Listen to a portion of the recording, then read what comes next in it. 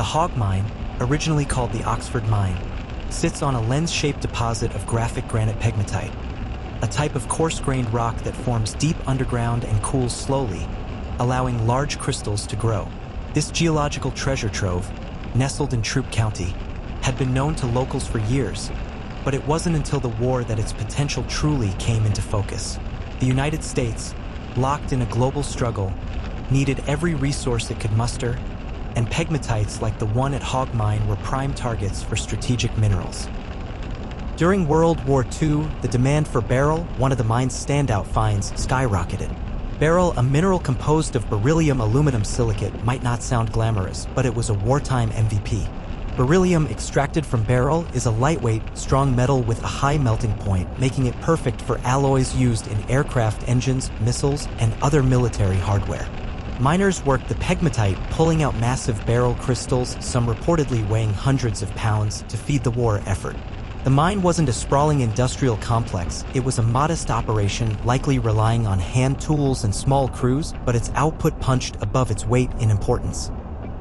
Alongside beryl, the Hogg Mine yielded other treasures from its fractured, mineral-rich veins. Aquamarine, a gem variety of beryl, shimmered in shades of blue-green, its beauty a stark contrast to its utilitarian wartime cousin. While aquamarine itself wasn't a war material, its presence hinted at the mine's geological richness. Miners also encountered rose quartz, a pink variety of quartz that forms in the pegmatite's core. During the war, quartz crystals were critical for radio oscillators, devices that kept communication lines open on battlefields and ships. Though it's unclear if Hogg's rose quartz was used this way, clear quartz was preferred, but the mine's quartz deposits added to its value. Black tourmaline, another find, cropped up in brittle, dark splotches along the pit walls.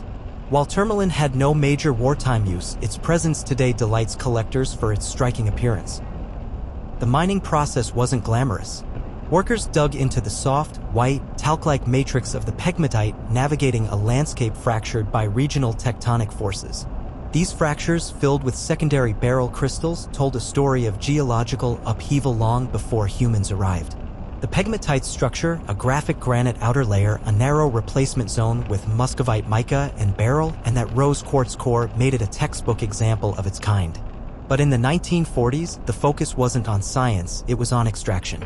The war demanded speed, and the Hogg Mine delivered. As the war ended in 1945, the urgency faded. The Hogg Mine, like many small wartime operations, likely quieted down, its beryl no longer feeding a national emergency. For decades, it sat largely forgotten, a relic of a bygone era, its pits and tailings left to the elements. But the story didn't end there. Fast forward to the late 20th century, and the mine found new life. Not as an industrial site, but as a haven for mineral enthusiasts. Today, it's a fee-dig operation where visitors can sift through the same dirt that once supported a war effort, hunting for aquamarine, beryl, rose quartz, and tourmaline.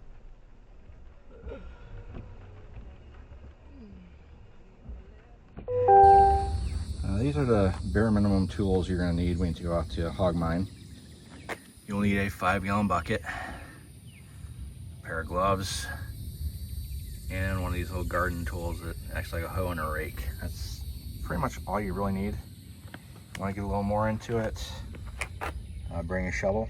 You can bring a little shovel, big shovel, and then some sort of a rock hammer. That's actually a masonry hammer. Rock hammer has a pointed end on the chisel part. That was $3 on sale at Lowe's. And then the most important thing is safety out there. You have to have a closed toes shoes. Recommend work boots if you got them. If you don't, these type of shoes. Definitely no Crocs, no sandals, no high heels. I recommend jeans, something you're gonna get dirty. You need safety glasses, especially if you're gonna use the rock hammer.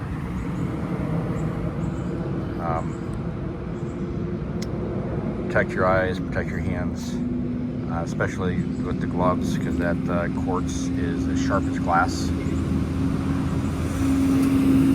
And the guy lets you keep, the owner lets you keep about a 5-gallon bucket full of rocks and 1 yard rock, which is a big rock. And that's about all you need for your day. It's not too complicated, not too expensive, and you probably have most of these items. All Alright, last and most importantly, what you need for Hogg Mine is a spray bottle like this. It's a couple bucks at Walmart, or empty out a Windex bottle if you got an old one. Bring a couple gallons of water with you to refill, because there's no water on site. Helps you see the rocks, helps you clean out, because even when you clean the rocks like this, when you get home and you clean them up, sometimes you find out you have some rose quartz you didn't know you had, or even a piece of aquamarine or beryl that, you know, somehow wound up in your bucket, but you didn't see it. But it's a happy surprise when you get home.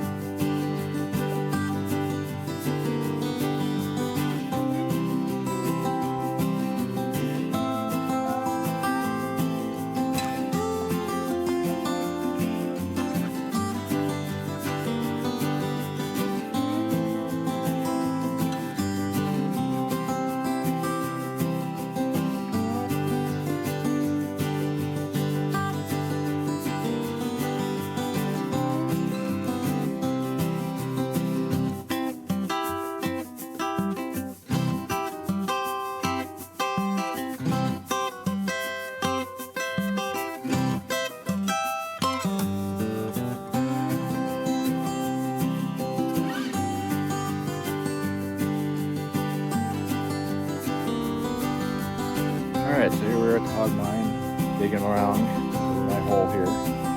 Pulled a couple pieces of beryl out. My wife pulled a couple pieces of beryl out of that hole. Just taking a break right now, so I'm filming a little YouTube. Kind of dug myself into kind of a dangerous situation here with the ledge. This is all ready to come down, so I'm probably going to abandon the hole. And I will try somewhere else.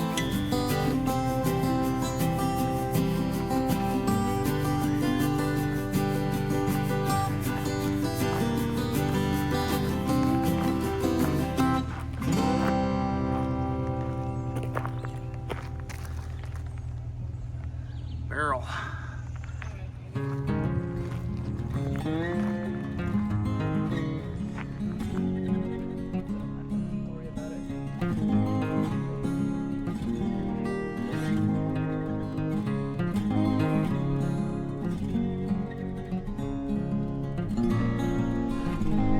Okay, thank you. Have a good one.